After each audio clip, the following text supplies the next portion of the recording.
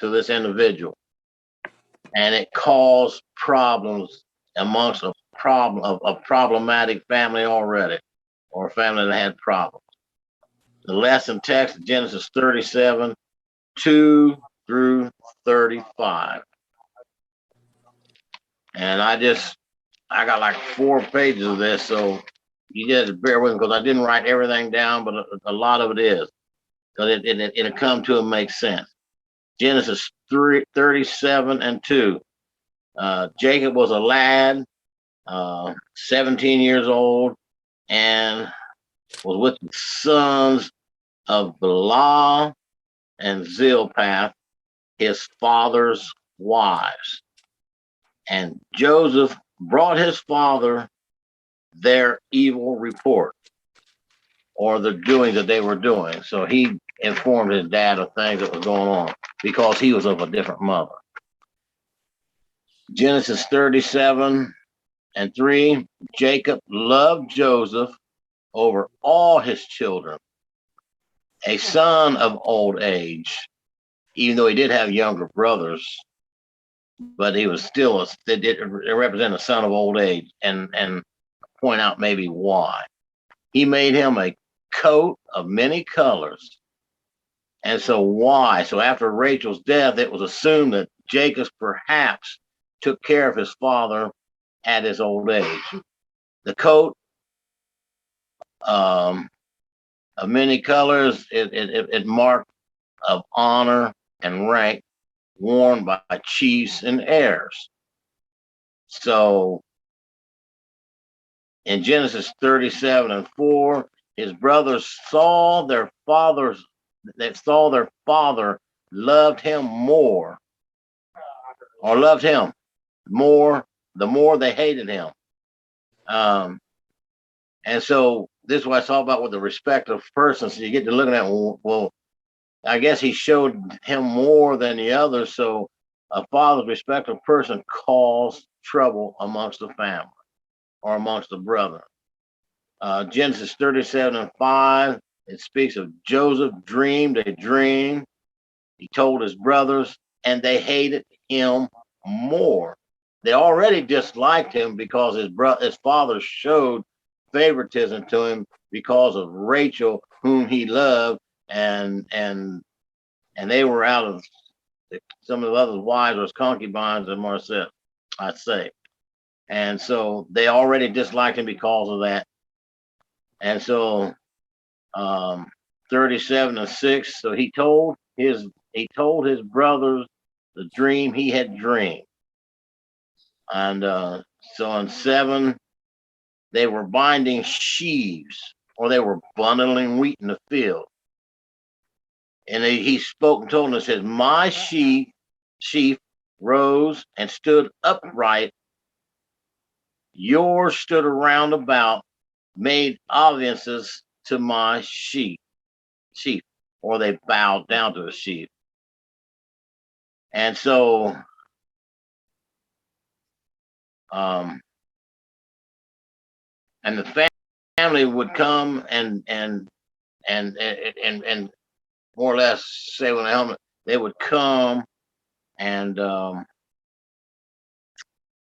depend on and humble him. And that's what it was talking about. So there's going to come a time that it would, and that things that we couldn't see or believe without understanding later on in the story of this, when they went into slavery, it all came about, why this all took place. And then it said, and 8, brethren said, shall you reign over us? And it was because of his dreams and words, they hated him even more. And in 9, it says he dreamed another dream. He told his brethren, I dreamed, and I dreamed another dream. The sun, moon, and 11 stars bowed to me. And when I got to looking in it, that represented Jacob was the sun, his wives, the moon, the 12 stars was his 12 sons. And we can find out about that in Revelations 12:1 if you want to dig up some more on that. Number 10, he told his father and brothers, and his father rebuked him, said, "What is this dream you dreamed? Shall I and your brothers bow down to you to the earth?" And so, where it represented his brothers already disliked him anyway, like I said before, because his mother was Rachel. And so it spoke, as you dig into some other things, that of their mother, or of who they were out of, Leah, who was still alive. And so when you get into that story of Leah and Rachel, you'll see there was one was loved more than the other. One was childbearing, one had children, one was barren. And so this is where all this comes out of. His brother envied him. His brothers envied him. His father observed the saying that he said. So his brothers, they were unfriendly. They held grudges.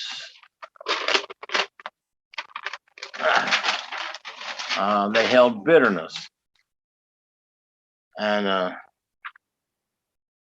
so Jacob, I felt, took it as something that would affect his family, and it really did.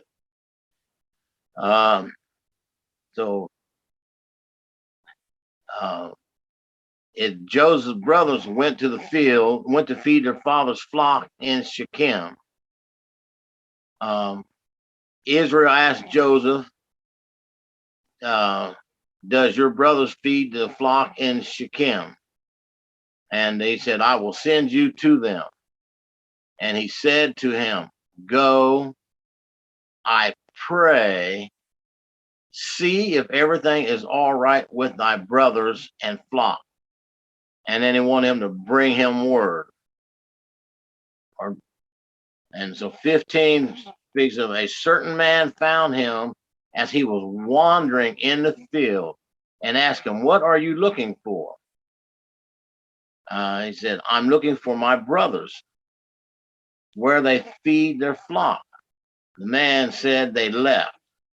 I heard them say, 'Let's go to Dothan.'" And Joseph went after his brothers and found them in Dothan. And it was a high road to Egypt, a caravan route from the east. And so when I got to reading that and all the things that went on, I think they intentionally figured that their dad was going to send them to them and send him to them. And so they had plans in the get-go that if he came, what they were going to do. That's just what I'm assuming because of what I read on even more in the chapter. In verse 18, it says, "They saw him coming from a distance."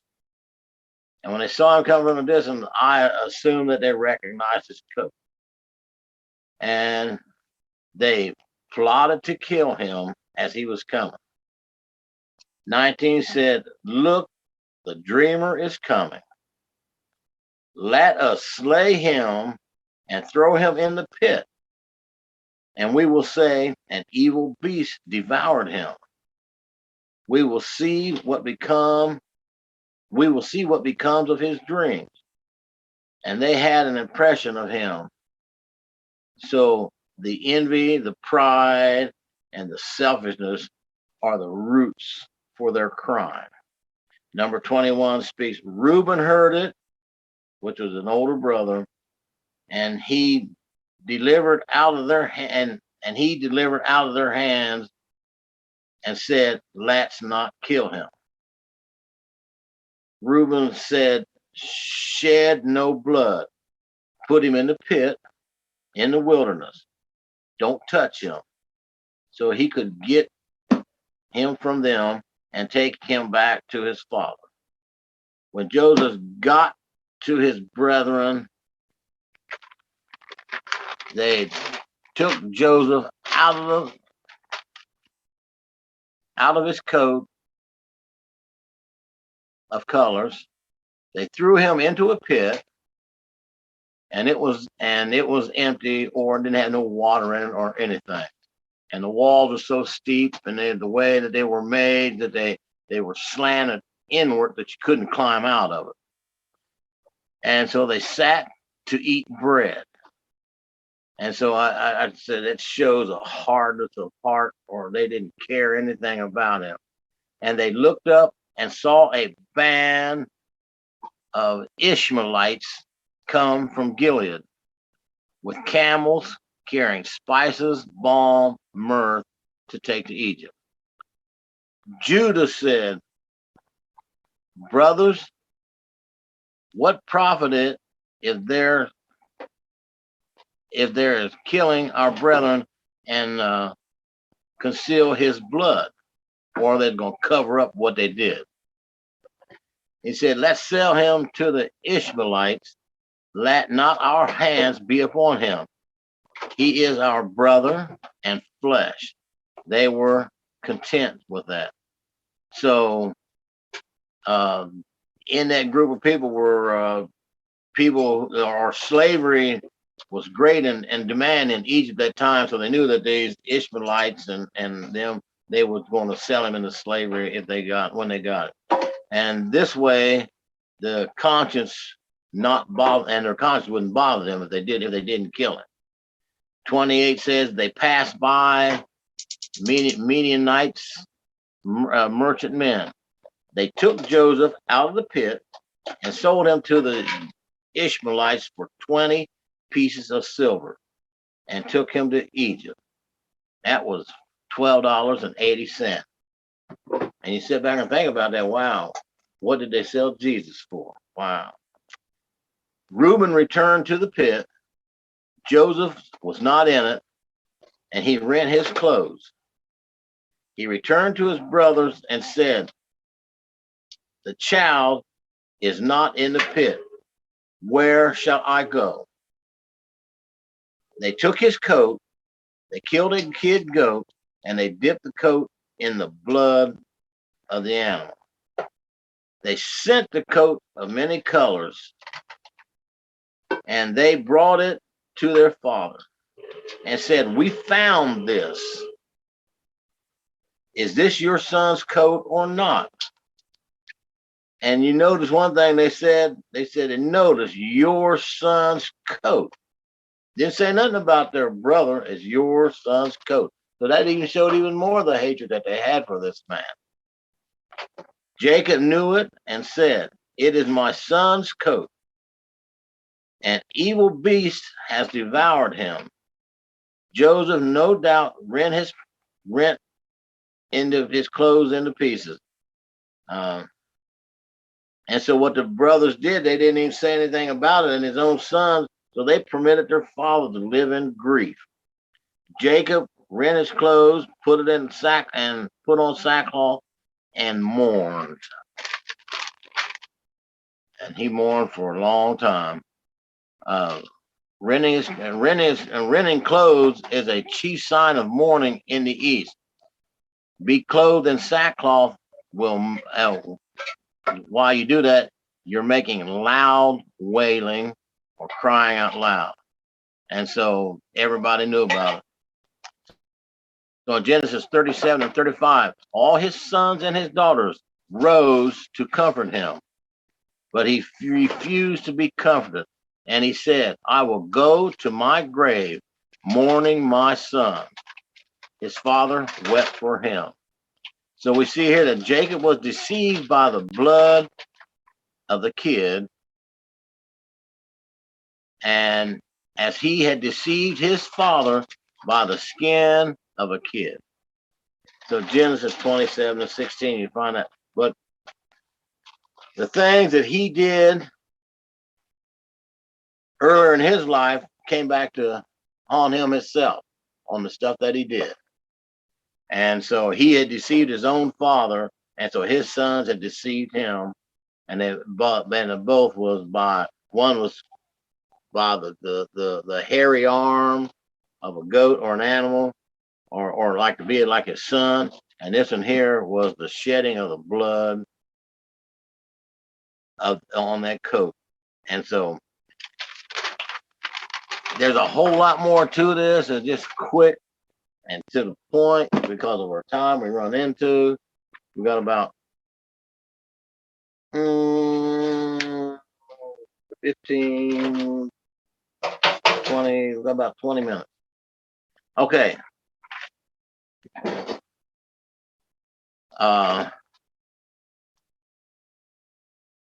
Icebreaker. Whether a sibling or a friend, do you remember fighting or arguing with most, or who do you remember fighting or arguing with the most as a child, whether it be a sibling or friend? Anybody want to comment on that?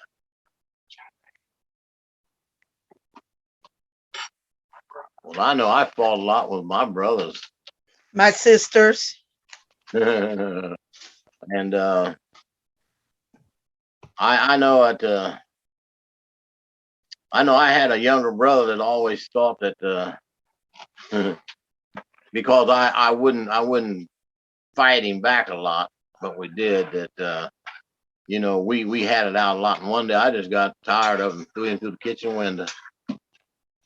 And then I had to pay for the window and had to get it from Dad too. And that was bad.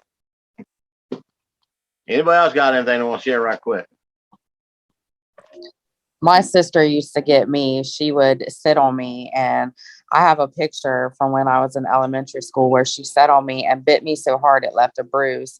And I had pictures the next day. So it is that incident is forever in our family because I have the picture of her sitting on me and biting me because I would never fight her back.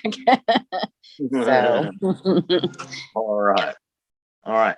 So like I say, in our lesson connection, it speaks of a father taking a nap and the brothers were outside playing, and they was having trouble, and they began to had a fight between each other, and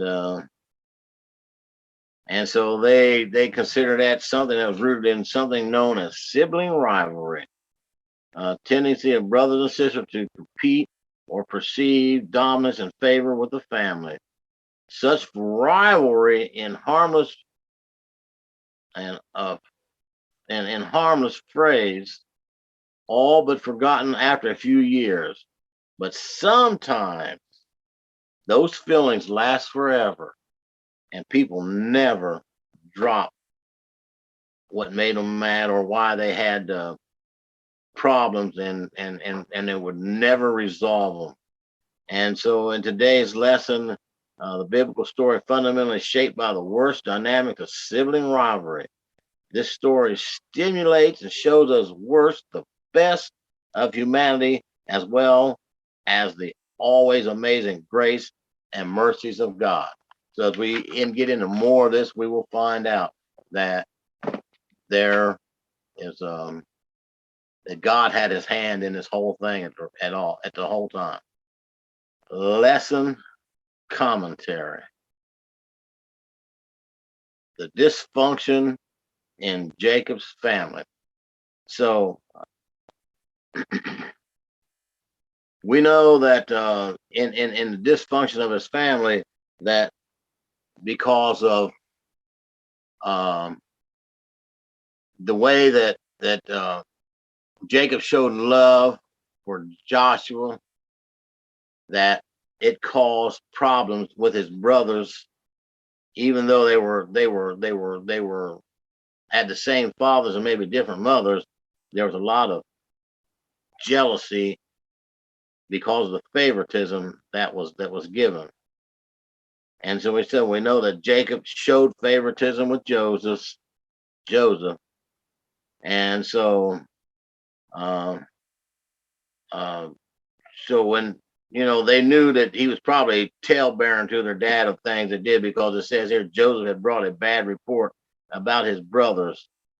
We're not given the context of the report or anything like that, but like it says here, it appears that Joseph might have been a tattletale.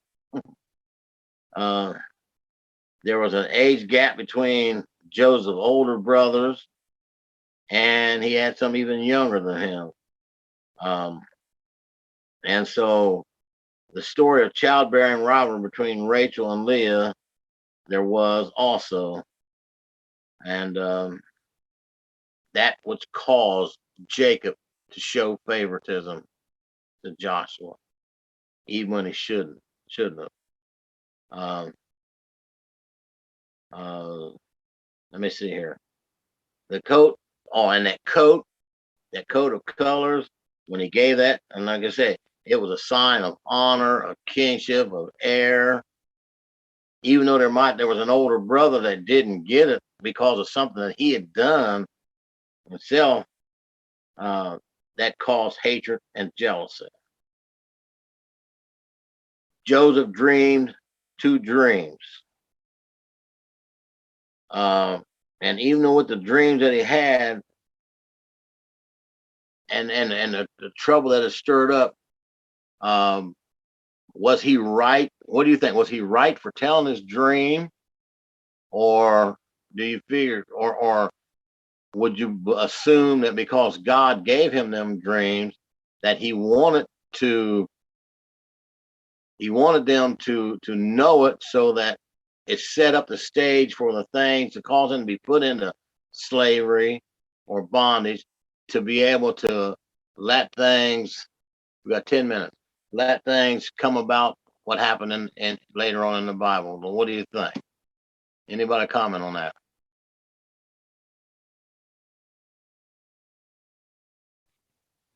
I think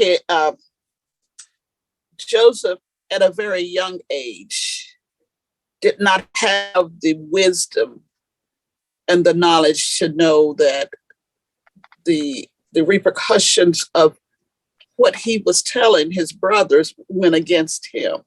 I don't think he even thought on those terms. I think this is what God gave him.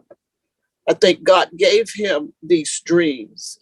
And we find that these dreams that he had did come true. But a wise person, when he was very young, and younger people have a tendency to be tattletales and to say things that they are not thinking of logically. So I think that he should have maybe kept those dreams to himself, but God did bring those dreams to pass.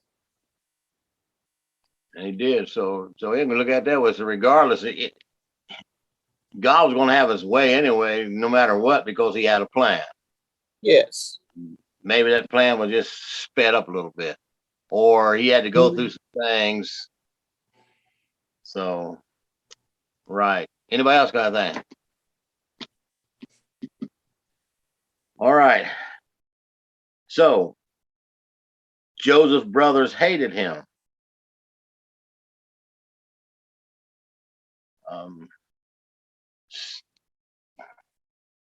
So, I mean, that boy, there must have really brought out here to hate someone to the point that you want to kill them and stuff like that, or was maybe one brother kind of fed bad stuff to the other ones that even made it a lot worse.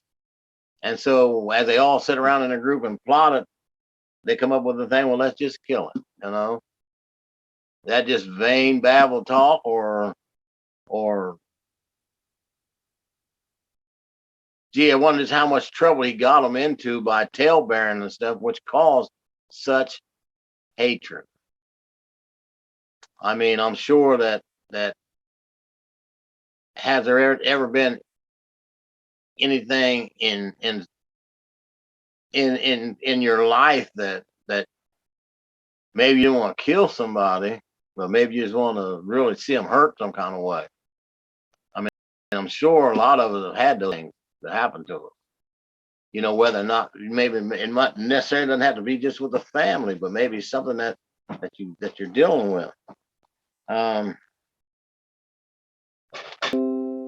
But this story still shows us that even in the midst of dysfunction, God can still use you, or like I say, in the course of human failure, um, there still was a divine action by God that had taken place. Even though Joseph's brothers plotted to hurt him because of God's given dreams,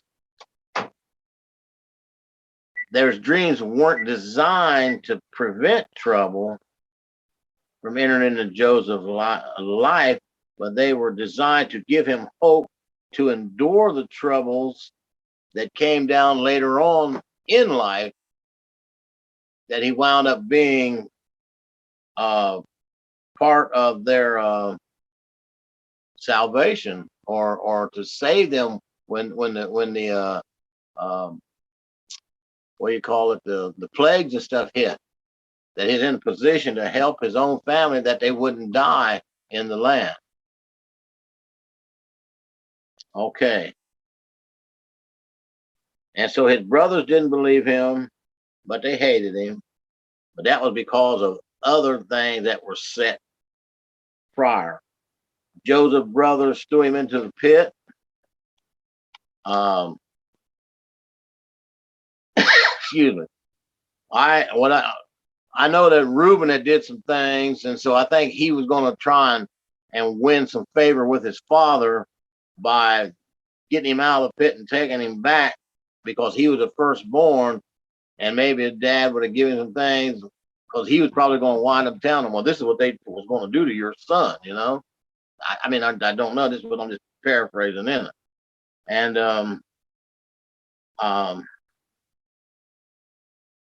so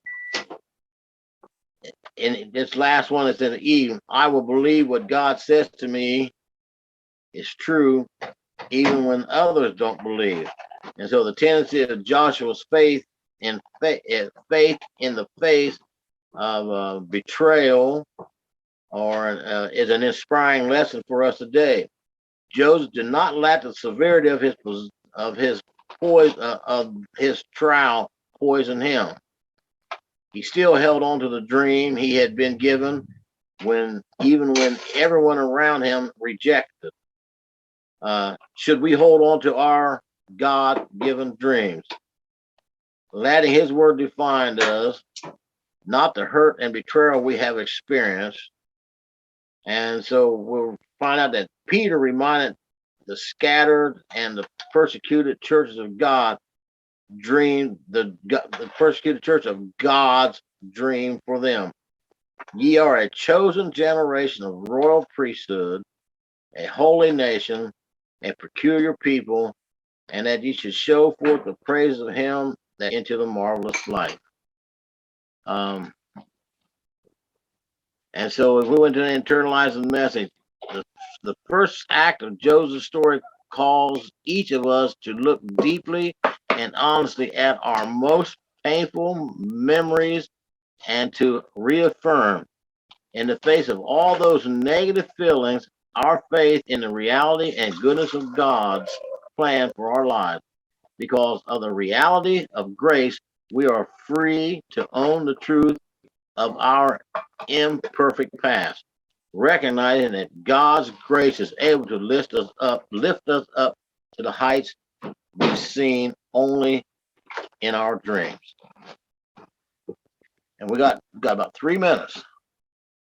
And so, you know, I've had some crazy dreams in my life, and I've seen some of these things come to reality. My mind goes to a couple things, but due to time, I'm not going to go into that. But yeah, I mean, I think we should listen to some of these dreams, you know, because I think they're God's way of helping you. You know?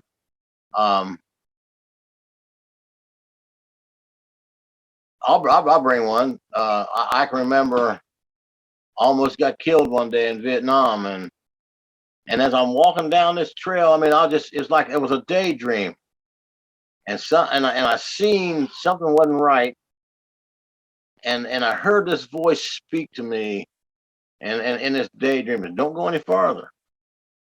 And when I didn't go, man, this was booby trapped. It was there, and we found that. So that in itself, it might have been. I might have been walking, and I can remember being in a daze, more like, not paying attention. But then something took over, and so I guess we can have dreams maybe it says while when you're asleep, but my mind went into something beyond that I didn't totally understand to find out that that's the reason I'm still sitting here today. Got about 2 minutes. Anybody want to say anything before we cut this off, or before it cuts us off?